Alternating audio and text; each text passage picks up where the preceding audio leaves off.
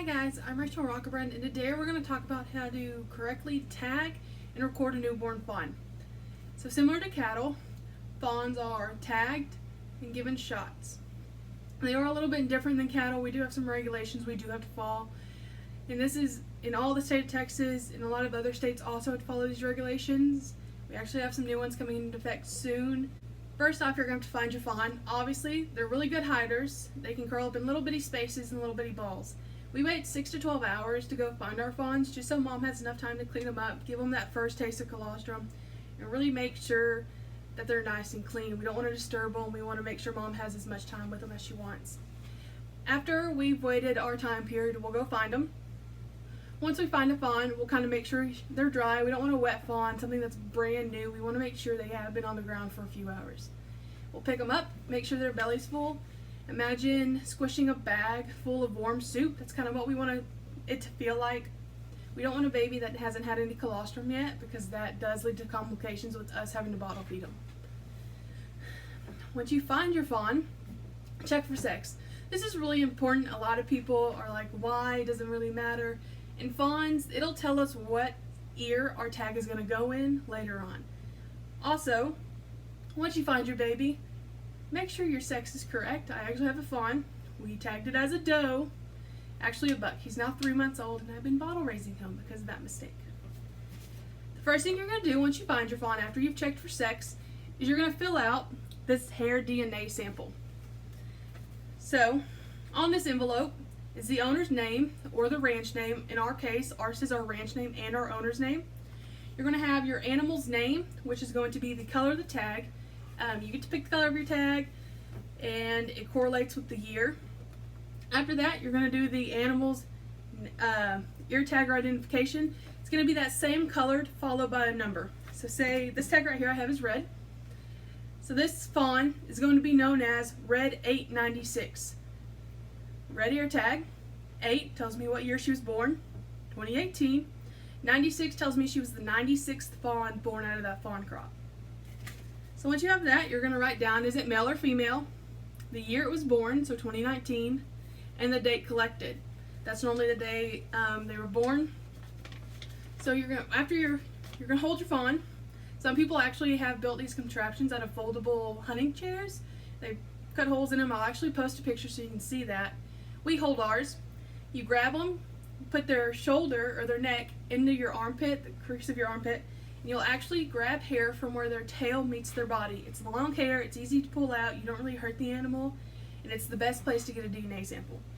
So once your DNA sample, you pulled it out, put it in here and go ahead and seal it. Thankfully these envelopes come with little sticky strips so you don't have to lick it, and stick it in, seal it up, especially if you have more than one fawns. You can contaminate hair samples. Second, I have this paper that kind of correlates to what we just filled out. I'm going to write down, is it a buck or a doe? Maybe. Let's pick up.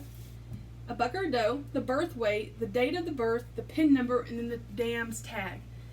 We have our does separated, so they're all in separate pins. We know what pin they're in, and then their ID number. So, since you need their date of birth, if you're tagging them at night, you will write down that they were born that day you're tagging them. If you were tagging them in the morning, they were born the day before. So we obviously need a birth weight. I have this lovely rabbit bag.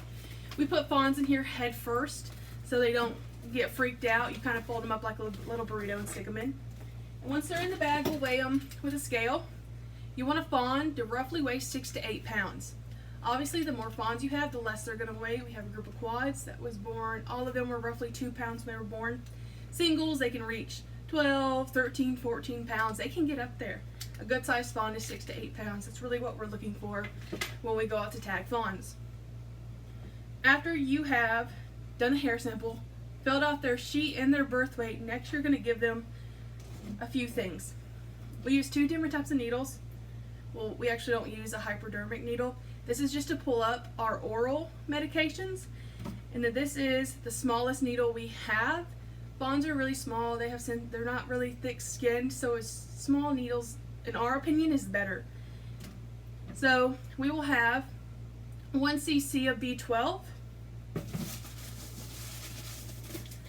1 cc of equalizer, both of these are oral, and then 0.3 cc's of Fuso-Guard. That's going to be underneath the skin or subcutaneously. Once we've given those, we'll follow it up with a probiotic paste because everybody needs a little jump start, obviously. And once that's all said and done, now comes, as my boss refers to it, the hard part. Just like cattle, you're going to take a tagging gun, you're going to take their ID tag. A real cool thing about these ID tags is at the very top there's a unique number. This is unique for all these animals. This unique ID number will stick with them their whole lives. So this tag is BA9X. In every system, she'll be known as BA9X, regardless of where it is. And that's actually in a registry. So you'll tag them. Does are tagged in the right ear, your left, my right. Bucks are tagged in my left, your right. So if I'm the animal, it'll be on this side, and if you're facing the animal, it'll be the opposite way. And if you never tagged, I don't have a tagging piece. Put it in the gun, push, pop. This one gets stuck, so you have to pop it open. The way we take ours is we'll actually push the back piece through. Here's one that's tagged. We'll push this through the ear, make sure the piece of cartilage and fur comes out, and then kind of twist it.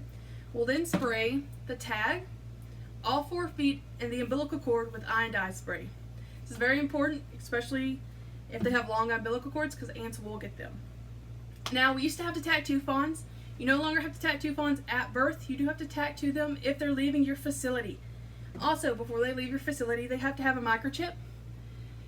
We put it directly underneath the tail when we run them through about 5-6 months old, and we go ahead and do all their new shots.